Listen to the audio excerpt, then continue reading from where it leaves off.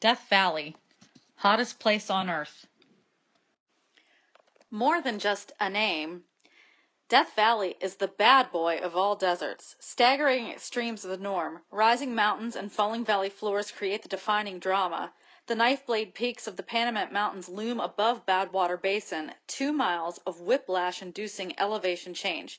That's twice what occurs at the Grand Canyon. Amid the expanse of Death Valley is an endless assortment of dramatic scenery. You'll find deep, rugged canyons, haunting badlands, sand dunes, lake beds, craters, and even flowing streams and fragile wetlands. Nearly 1,000 native plant species dot the landscape, and dozens of animal species prowl the hills.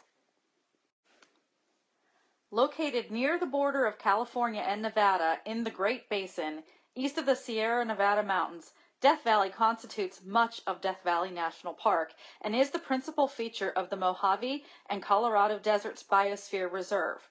It is located mostly in Inyo County, California. It runs from north to south between the Amargosa Range on the east and the Panamint Range on the west. The Sylvania Mountains and the Owlshed Mountains form its northern and southern borders, respectively. It has an area of about 3,000 square miles. The highest point in Death Valley itself is Telescope Peak in the Panamint Range, which has an elevation of 11,043 feet. The lowest point is Badwater Basin and has an elevation of 282 feet below sea level. The discovery of gold in California in 1848 triggered a migration that put Death Valley decisively on the map. A group of pioneers bound for the gold fields arrived in Salt Lake City too late in the year of 1849 to attempt crossing the treacherous snow-choked passes of the Sierra Nevada mountains. It had only been a couple of years since the ill-fated Donner Party was trapped among those ragged peaks. To survive, those unfortunates resorted to cannibalism. Rather than wait until spring, the 49ers swung southwest on the old Spanish Trail led by Captain Jefferson Hunt. But progress was slow. Many in the party broke off from the main wagon train to follow a rumored shortcut to the west. Almost immediately, they found the way blocked by a steep-sided canyon. Most returned to follow the old Spanish Trail, but more than 20 wagons forged ahead. It proved to be a grueling ordeal, requiring several weeks to cross the deserts of central Nevada. The emigrants reached Death Valley in December, breaking into small groups as they traveled. It had been 2 months since they struck out on their own. Their oxen were nearly starved, and the pioneers weren't much better off. From Furnace Creek, one faction, the Jayhawkers, turned north. Upon reaching the edge of the Mesquite Flat sand dunes, they decided they would have to walk out.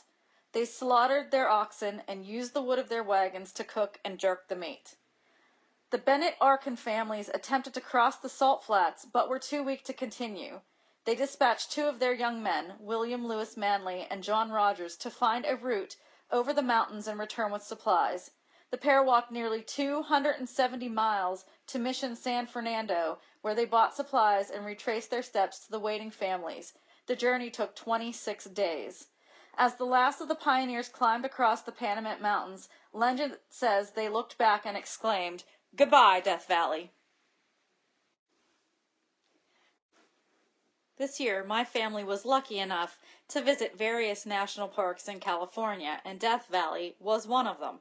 So let's take a look at some of the photos that we were able to take of the sites that we saw.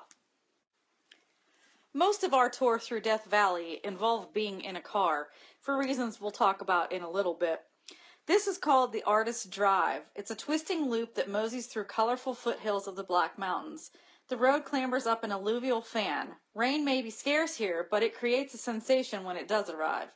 Precipitation hits the higher elevations and gets funneled into canyons that drain the mountains. The surging water gains speed, roaring through narrow channels and gathering loose material along the way. As it rushes out of the canyon mouth and into the open valley, the water loses energy. It begins to drop its sediment load and spread into multiple streams. The apron of rocky debris at the base of the mountain is an alluvial fan. As Artist Drive dips in and out of rain-scoured gorges, it provides an interesting look at the inner layers of this particular fan.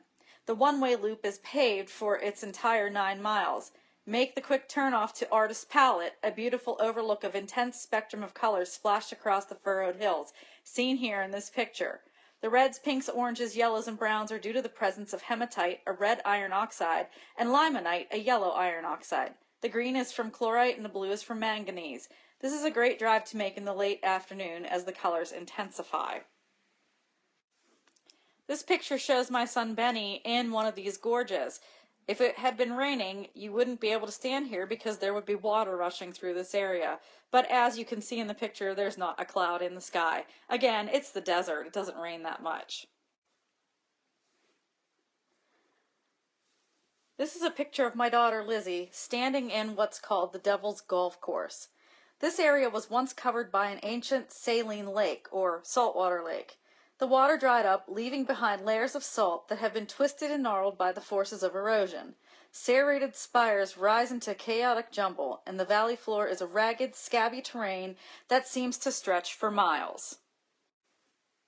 There are no hiking trails across this playa, but you can proceed with caution.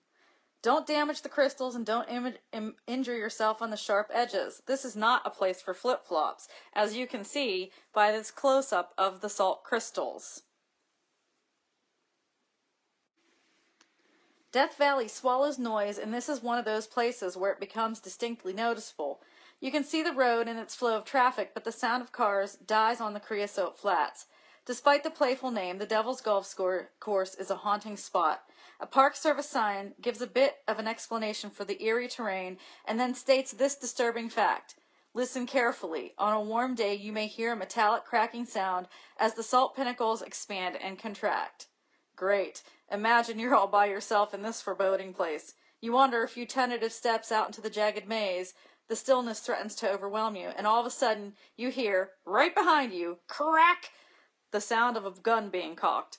Yikes, that would be scary. We actually did hear that sound several times while we were out walking around. However, it wasn't quite as foreboding since we were all together. As we traveled through the park, I kept making my husband stop to take pictures of the marker signs. Every time we were at sea level, 100 feet below sea level, 200 feet below sea level, and then of course we had to stop at Badwater Basin, which is the lowest point in the United States. Badwater Basin is 282 feet below sea level, so that's negative 280 feet. It's pretty awesome because here in the background, the mountains go up to over 11,000 feet, which means that you've got over 2 miles of an elevation change from this point up to the top of the mountain.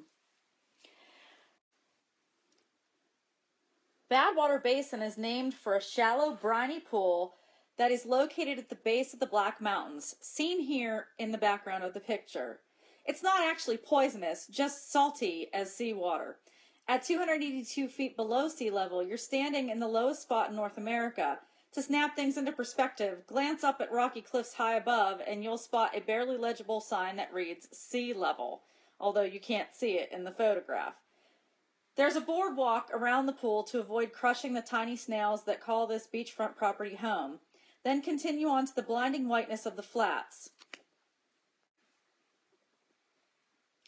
The salt pan, it's about 95% pure table salt, covers 200 square miles, a scorched crust cape of shimmering sun haze.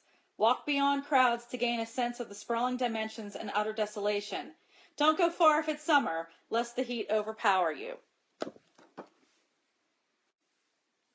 They're not kidding around when they say don't go too far. This was 10 a.m. on this morning, and you can see by the car thermometer, it was already 116 degrees Fahrenheit. So we're not kidding when we say that Death Valley can be one of the hottest places on Earth. I have to also say, I saw one of the funniest things I think I've ever seen. Apparently, somebody thought it would be funny to test out whether or not you could cook an egg in the heat. You can see, it worked. And then they just left the pan and the extra egg there. For anybody to, I guess if they were hungry, they could take a bite of that. It doesn't look too appetizing, but again, in 116 degree heat, it did cook. For those like me, they have these signs across the park that remind you that there's an extreme heat danger and walking after 10 a.m. is not recommended. However, at the stops and bathrooms and things, they all have signs there telling you how many liters of water you're going to need if you're out walking around after 10 a.m. in the heat. So the park is going to make sure that hopefully you stay safe.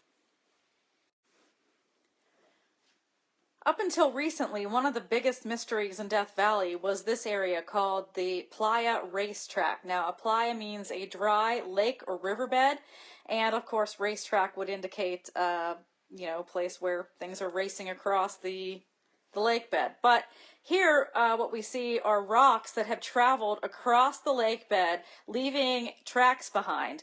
And these do not move quickly, they move actually quite slowly. And up until recently, we had no idea how this was happening.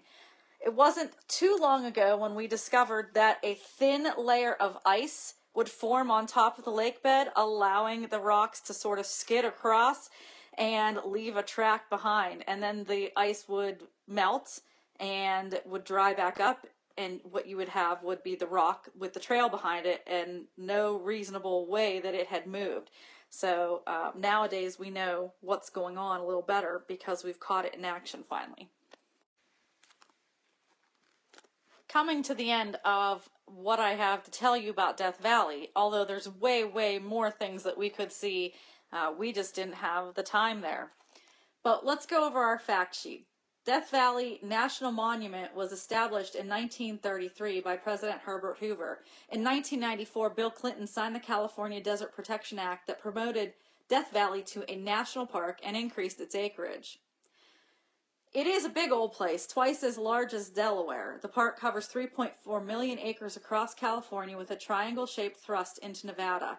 It is America's largest national park outside of Alaska.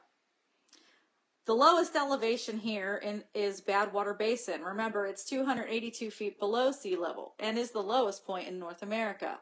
The highest elevation in Death Valley is in the Panamint Mountains over the west side of the valley, most prominently called Telescope Peak, which rises to 11,049 feet. The highest ever recorded temperature was taken here, where you're looking in this picture, which is Furnace Creek, on July 10th, 1913. A reading of 134 degrees Fahrenheit was taken that day. Even higher, though, Death Valley's official temperature is recorded at a weather station which is 5 feet off the ground. But the ground gets hotter than the air, and the highest ground temperature recorded here was 201 degrees Fahrenheit on July 15th, 1972. The amount of rainfall that we get here? Barely. The average annual rainfall in Death Valley is about 1.94 inches. In 1929 and in 1953, no rain at all was recorded. Snowfall. While the valley floor is the driest place in North America, the highest reaches of the Panamint Mountains can receive 15 inches of precipitation. That translates into 20 feet of snow on Telescope Peak. But what is it about Death Valley that just makes it so unlucky, that it's so hot, that it's so dry? Well, it's geology. Blame the extreme dryness on simple geography. Storms form in the Pacific Ocean and they roll inland. Along the way, they cross a series of mountain ranges, forcing the clouds to rise. As clouds push upwards, they cool, and the moisture condenses to fall as rain or snow on the western slopes. By the time the clouds reach the east side of the mountains, they have spent their available moisture, creating what we call a rain shadow. 4 major north-south mountain ranges create an effective cloud-spearing blockade between the ocean and Death Valley, each one adding to an increasingly drier rain shadow effect. Death Valley receives less than 2 inches of rain annually. Even worse, Death Valley's rate of evaporation is 150 inches of water per year. A 12-foot deep lake with no other source of water would turn into a dust bowl in 1 year. It is a dry heat. I hope that you've enjoyed learning just a little bit about Death Valley. We're going to be doing an experiment in class where we look at how salt water will dry and leave behind the crystals, just like it has done in Badwater Basin and Devil's Golf Course, which were mentioned in this presentation.